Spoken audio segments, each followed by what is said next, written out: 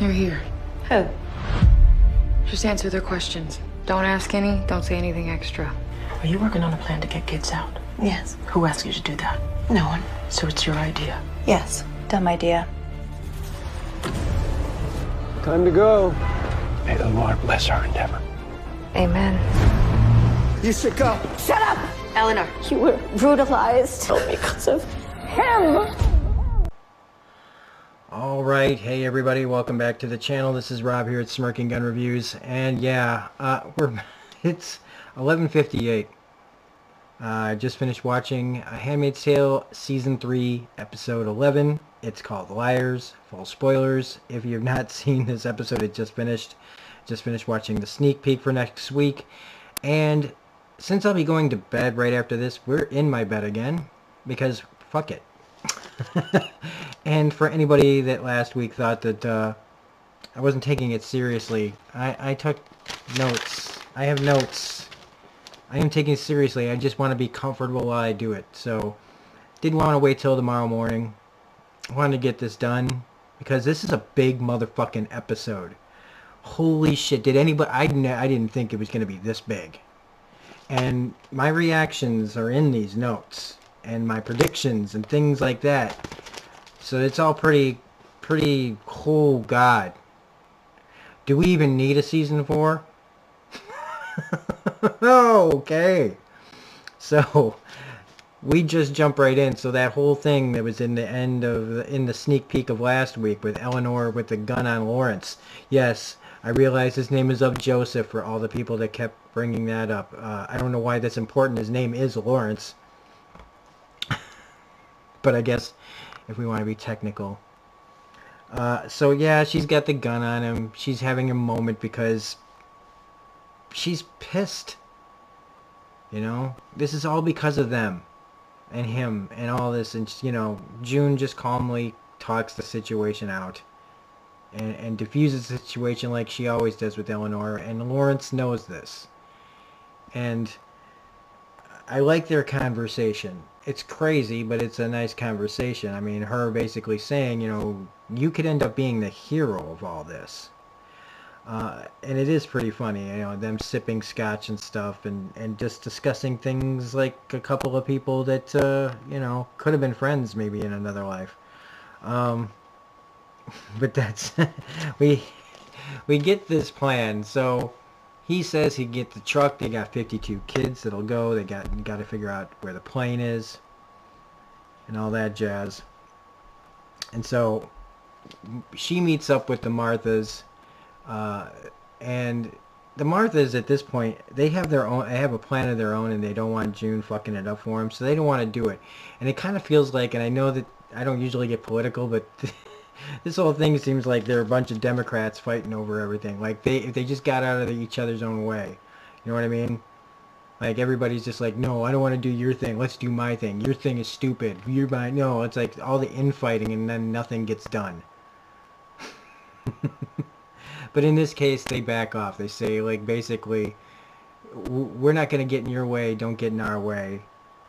You know, you can have it done. And I love this because through the whole thing, I'm just so cynical about any of it, because there's no reason to trust any of this. Nothing ever goes right. Something always happens, and it does, just not in a way that I thought was going to happen.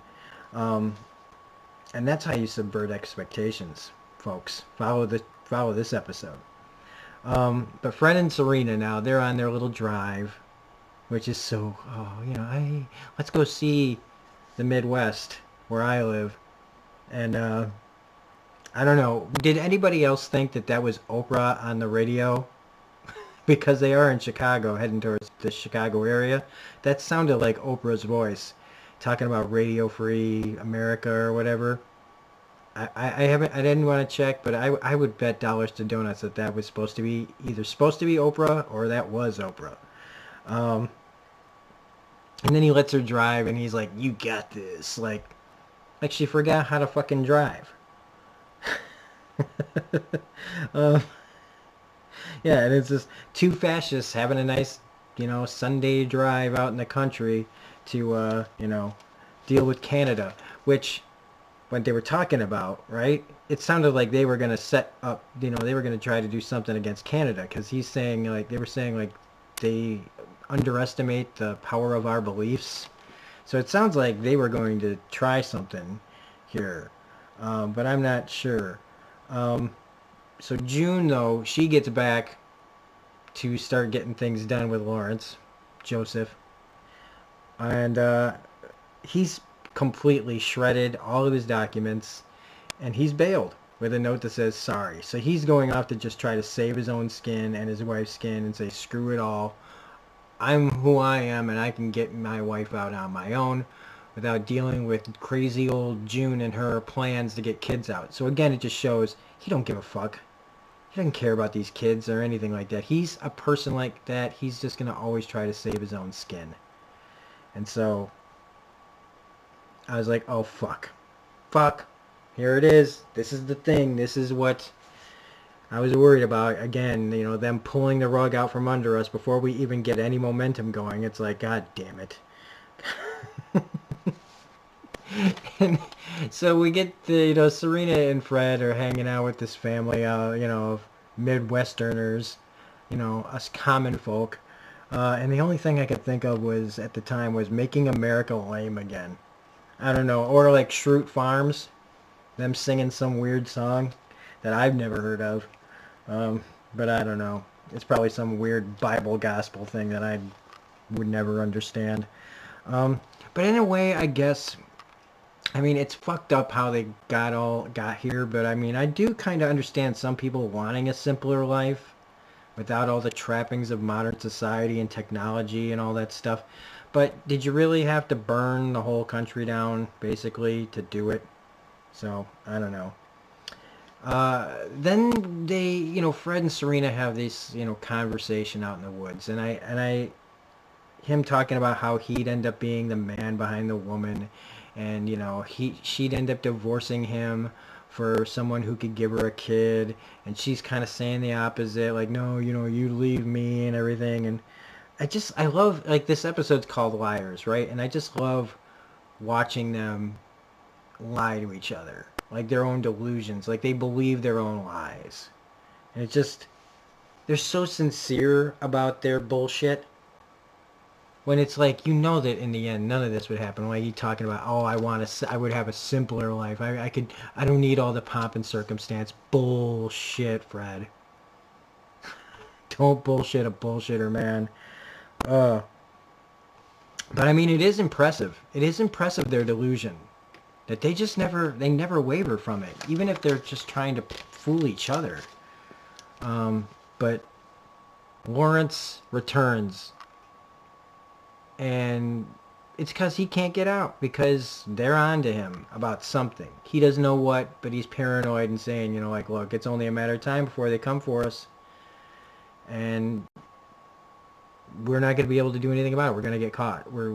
The net is closed. I can't get anything out of here. I can't get myself out. I'm not going to be able to get no kids out. So she tells him we need to go to Jezebel's, where this guy Billy, who can smuggle people out for the right amount of money, he's got a plane and all this stuff. So she goes there. And the first thing I thought was, Billy's going to fuck them over. Like, that's what I wrote down in the moment. So all this that I've written down and things to remember, it's all in the moment. This is not written pre or after. It's because, and like I wrote, this is what always happens. Not less than a minute later, there's Christopher Maloney standing there, and I went, oh, fuck, it's Maloney. So now I'm like, well, okay, we're fucked. But in, like, a different way. We're like a really different way. Not in the way, like in both ways, kind of. The plan's not going to work, and she's going to get raped or something. And he takes her up to his room and gives her the kind of, like, minimal third degree of, like, what are you doing here? Why are you here? Who brought you here? And she just straight up tells him, yeah, it was Lawrence that brought me here, and he likes for me to come here and tell him what happened while I'm inside, wink, wink, nudge, nudge, say no more, say no more. And he says, well, why don't we give you something to tell him about? And so I'm like, oh, God. And remember last episode I said we hadn't seen his true darkness yet. Like we were going to see like what level he was at. And so just as he's getting ready to be really nasty, I was like, oh yeah, she's going to get it right up the old... What? So just as it's looking like he's going to take her up the culo, things take a wild right turn. And the first thing I wrote down was, anybody seen my pen? So she just starts hauling off, stabbing him to death as he's trying to hurt her. And she stabs him. I lost count. I lost count of how many times she stabbed him. And then she's got the statue over his head, and he... My children, don't kill me. I have kids. Yeah, so did a whole lot of other people, you fucking cunt. So she kills him. So the big, swinging dick is now dead in the hotel. And I was like, what the fuck are you doing, June? Just still sitting there? I mean, I get it, but anybody could have walked in there. But I mean, it's the writing, so you have to trust the writing. I was expecting it to be like security or some people, because he's a big deal. But I guess if you're trying to do something kinky under, everybody's nose, it's probably not going to be security. I just didn't expect it to be a Martha. And not just any Martha, someone that June saved.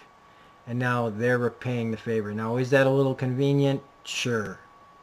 But it's finally something good happening. Oh my God, everybody. Oh my God.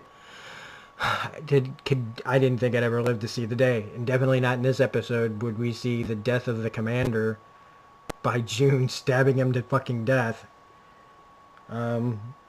I mean, she did let herself be seen on the way out, but I don't know.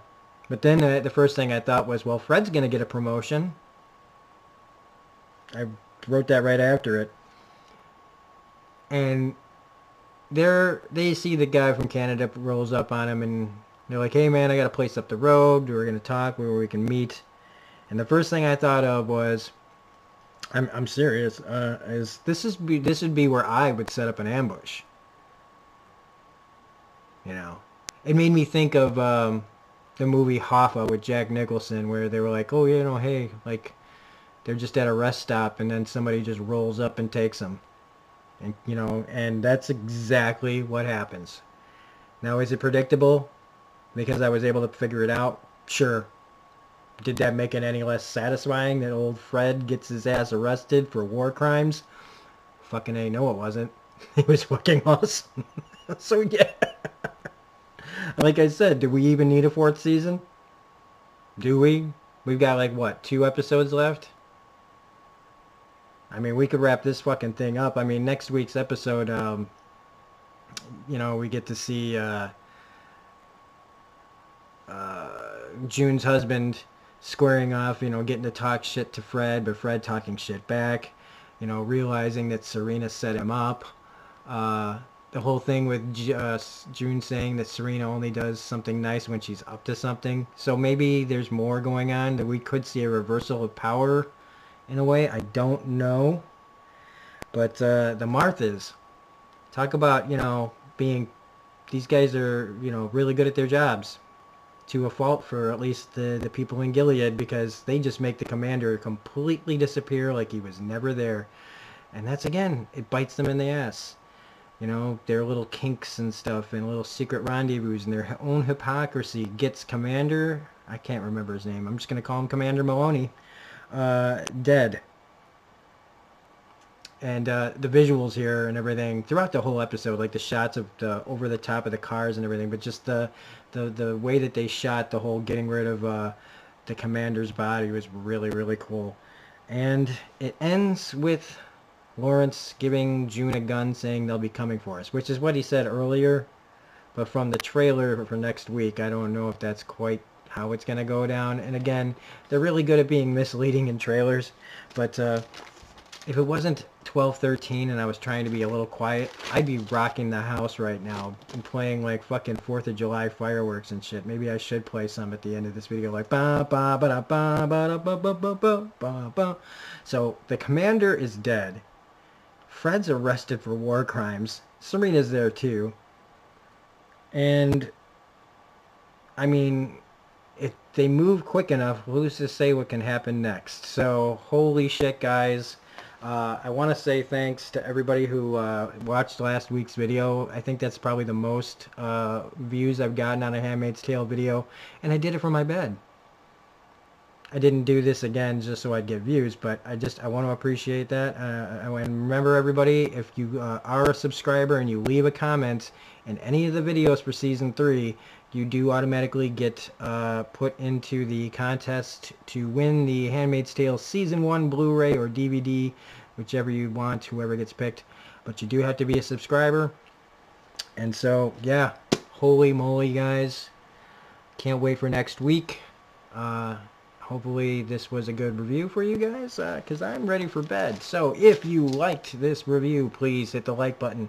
If you're a fan of this stuff and you're not a subscriber, please become a subscriber. Otherwise, this is Robert Smirking Gun Reviews saying we will be back next week, very anxiously now, to see what's going to happen next.